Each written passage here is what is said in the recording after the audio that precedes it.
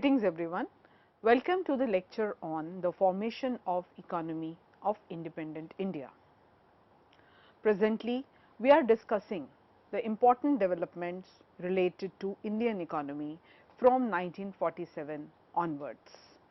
The second 5-year plan had a target to produce 6 million tons of steel. Jawaharlal Nehru, the first Prime Minister of independent India, identified power and steel as the key basis for planning. He described the 680 feet Bhakra multi-purpose project on the Satluj river in Himachal Pradesh as the new temple of a resurgent India. The huge Bhakra Nangal Dam was among several hydel projects India built to light up homes, run factories and irrigate crops. Germany was contracted to build a steel plant in Rourkela, while Russia and Britain would build one each in Bhilai and Durgapur. The Indian Institutes of Technology and the Atomic Energy Commission were some other important endeavors that were started. So, Lal Bahadur Shastri, when he succeeded on 9th June 1964, the time was marked by a war with China, which had exposed India's economic weakness. Chronic food shortages and price rise convinced him that India needed to move away from centralized planning and price controls. He renewed focus on agriculture, accepted a larger role for private enterprise and foreign investment, and also trimmed the erstwhile planning commission's role. India's victory over Pakistan in the 1965 war gave him the political capital to consider economic reforms of the kind that took place 25 years later. So, Lal Bahadur Shastri's focus on food security arose from the fact that in the 1960s, India was on the verge of a mass famine. Food and imports from the US, on which the country was reliant, were beginning to hit India's foreign policy autonomy.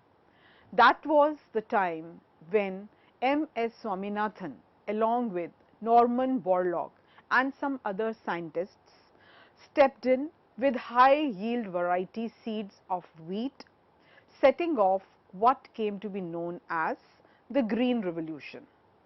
Swaminathan had been an advocate for moving India towards sustainable development also, and he supported environmentally sustainable agriculture, sustainable food security as well as preservation of biodiversity, which came to be described as the evergreen revolution. So, it was not only green revolution that was important, but evergreen revolution, so that Indian agriculture would continue to sustain the future generations also. Another very important development was the white revolution.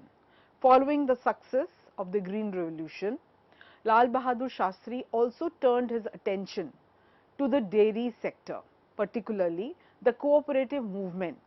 For example, in Gujarat's Anand, that was led by Varghese Kurian.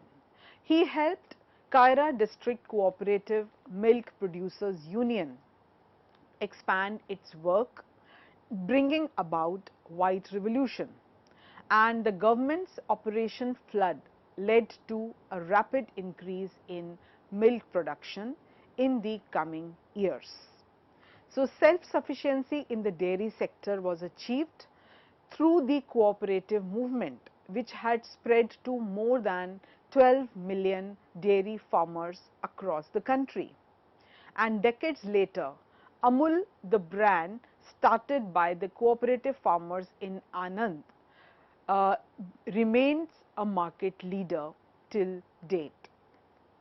So, if we talk about the post 1947 scenario and we compare it with 20 or 30 years later, then we can say that on the eve of independence, 3/4 of Indian people were engaged in agriculture. They were working with primitive tools and techniques. They were either destitute landless laborers or highly insecure tenants at will, or they were small plot holders who were eking out subsistence, living from their meager plots. The literacy rate was 14% and the average life expectancy was around 32 years. So, what was the initial strategy that was devised? The government in the 1950s adopted a very particular strategy of economic development, that is rapid industrialization by implementing centrally prepared 5-year plans that involved raising a massive amount of resources and investing them in the creation of large industrial state-owned enterprises, that is SOEs. So, state-owned enterprises was the strategy that had been devised. The industries that were chosen were those that were producing basic and heavy industrial goods like steel, chemicals, machines, tools, locomotives and power. Industrialization was pursued because leaders believed, based in part on the beliefs of some economists also, that the industrial sector offers the greatest scope of growth in production. So, it was not that agricultural sector was not given importance, but from second 5-year plan onwards, industrialization became a very important point of focus. Crop yields in India were quite low as compared to other countries, and the famine in 1943 had further underscored the need to increase food production. Still, Indian leaders did not want to make agriculture the mainstay of their strategy. The preeminence of agriculture, they believed, was characteristic of a backward economy, and growth in agriculture eventually runs up against the problem of insufficient demand. So, therefore, investments in the creation of public enterprises were chosen because one goal of the government was to establish a socialistic pattern of society, the idea of a welfare state, that is using democratic methods to bring about a change in country's productive resources under public ownership. So, industries producing basic and heavy goods were chosen for investment over consumer goods, because the government wanted to reduce the country's reliance on imports of basic and heavy industrial goods, in line with their belief in the goodness of national self-reliance. To import from abroad is to be slaves of foreign countries. This was the idea that had been declared by the first Prime Minister Jawaharlal Nehru.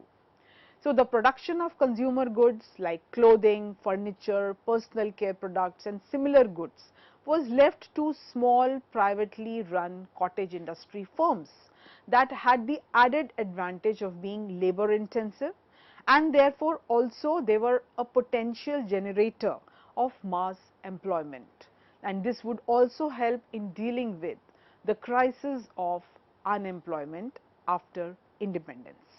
People who argued for the priority of agriculture over industry were dismissed as being reactionaries and probably supporters of CIA. The government focused its resources on investments in infrastructure, public health and education, sectors that are not served well by the private sector.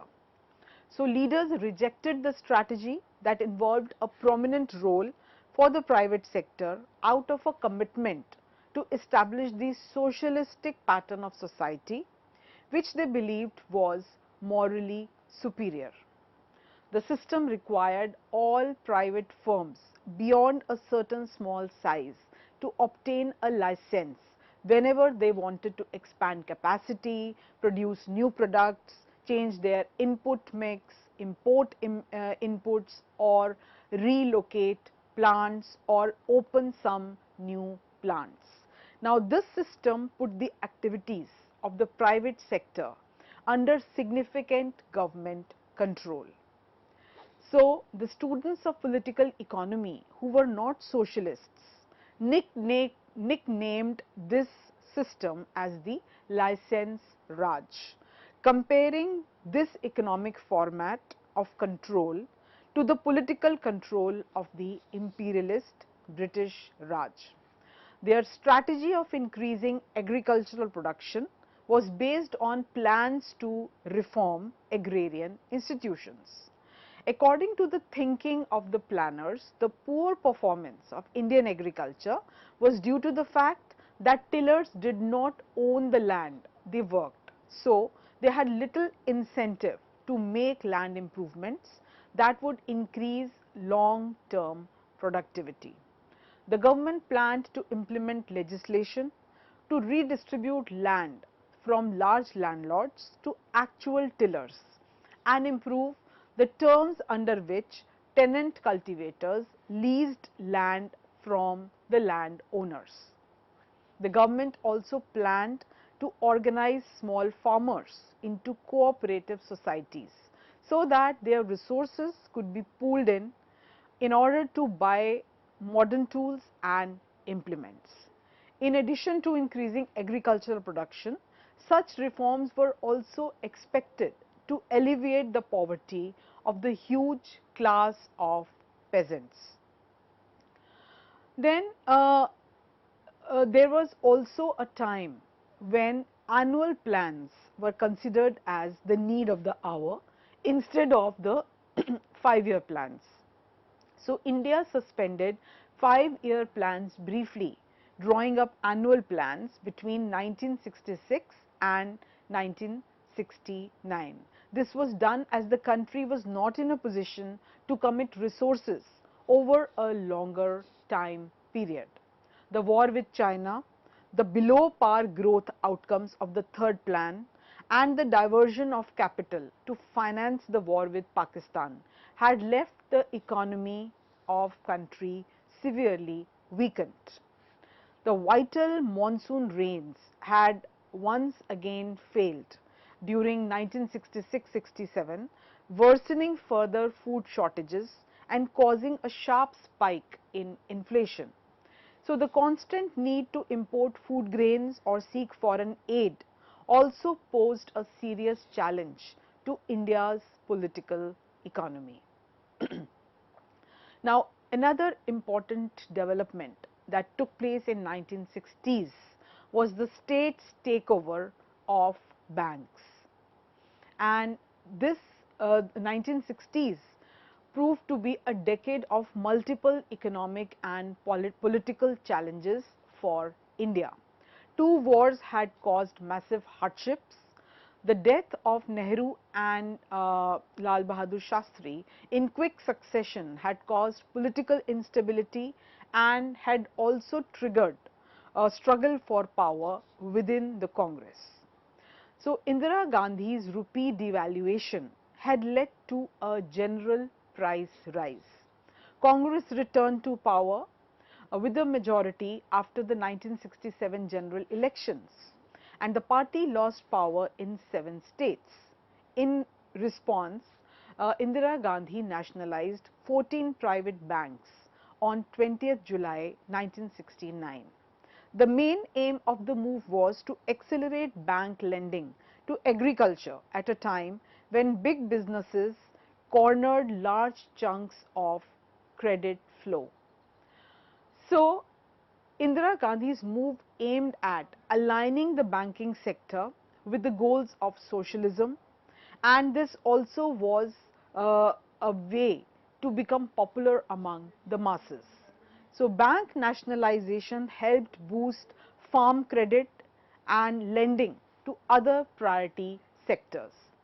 Financial savings jumped as banks were made to open branches in rural areas. Without competition, however, the lenders became complacent. Further, politically influenced lending decisions also were not very favorable for economy. These banks competed to please their political bosses instead of focusing on project appraisals or analyzing as to how good or bad a particular project was.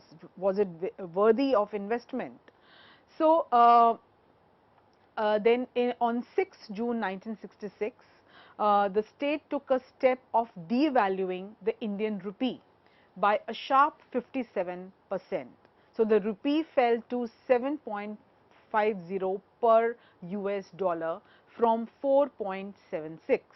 This was done to counter India's balance of payments crisis. The devaluation aimed to boost exports and also limited access to foreign exchanges. While it accelerated inflation and drew wide criticism, India's move had implications for several other countries also.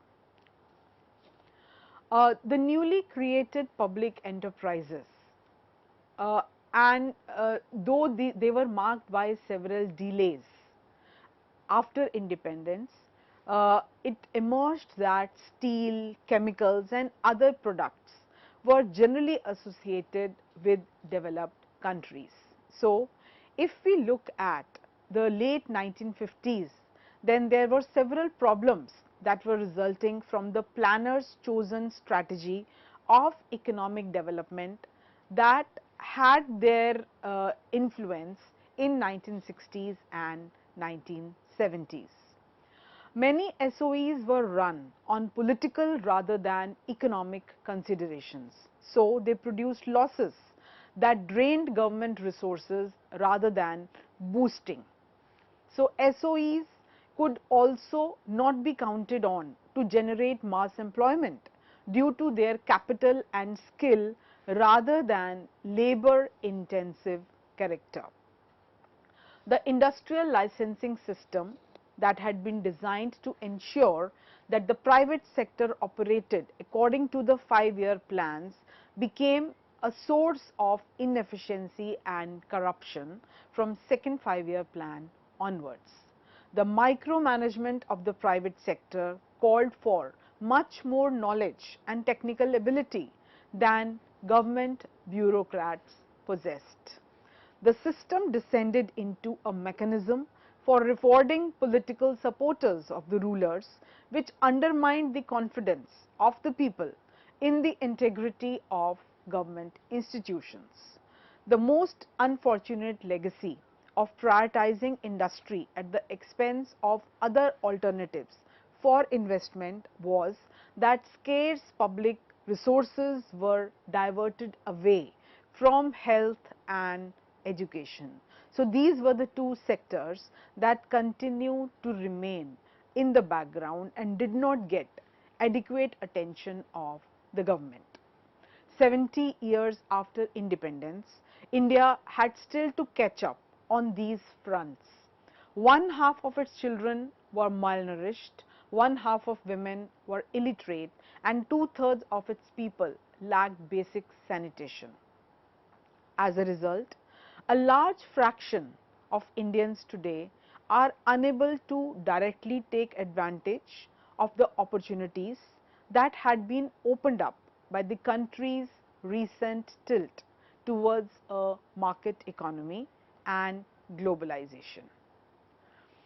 Now, we also must talk about the change in strategies, and rather than holding out for the reform of agrarian institutions, the state began to guarantee higher crop prices to farmers and utilize subsidies to promote use of modern inputs like chemical fertilizers and high yielding varieties of grain that had been developed in other parts of the world and had brought in positive changes. So, if we talk about the change in strategies, the resulting surge of production, the so-called green revolution of the late 1960s, made the country self-sufficient in food grains. The strategy was controversial because it increased economic disparities among the farmers. For the greatest chance of success, the government had to focus its strategy on the irrigated sections, the very parts of the country that were already doing relatively well. So therefore, there was lot of affluence in regions, for example, in Punjab, but similar affluence could not be seen in some other underdeveloped parts of the country. The uptake of subsidized inputs was also the highest among large landowners, owing to their greater education, their creditworthiness, and also the ability to bear the risk posed by adopting new methods. So therefore, the gap between the haves and the have-nots, the rich and the poor, further increased. The strategy did not do much to alleviate the economic condition of the agrarian poor, other than providing the indirect benefit of living in a country with better overall food security that has not since experienced famine. Micronutrient deficiencies such as anemia are today a bigger problem among the poor, and the country's health indicators lag behind those of other countries with comparable levels of income. So if we talk about 1965 onwards, the strategy towards industry had turned more interventionist after 1965. The new policy displayed a suspicion of large firms and a preference for the small. And this licensing system imposed additional restrictions on the activities of large firms, curtailing or curbing their growth. Under a policy that was one of a kind, consumer goods such as apparel, footwear, furniture, sporting goods, office supplies, leather goods and kitchen appliances were reserved by law for production by small firms. Foreign firms were asked to dilute their ownership stake in their Indian subsidiaries, and in response, multinationals such as IBM and Coca-Cola closed their operations and left the country. To the extent that the success of the large firms was due to their superior technical or organizational capacity, the curtailment of their growth meant that such capacity remained underutilized and economies of scale could not be achieved. So there were delays and arbitrariness in the issue of industrial licenses, resulting in supply bottlenecks and shortages of many consumer goods. For example, in the 1970s, there was an 8-year waiting list for people who wanted to buy a scooter, which was the preferred vehicle for middle class Indians. So the country's per capita income grew by an average of less than 1% a year between 1966 and 1980, a rate that was too low to make a dent in the country's massive poverty.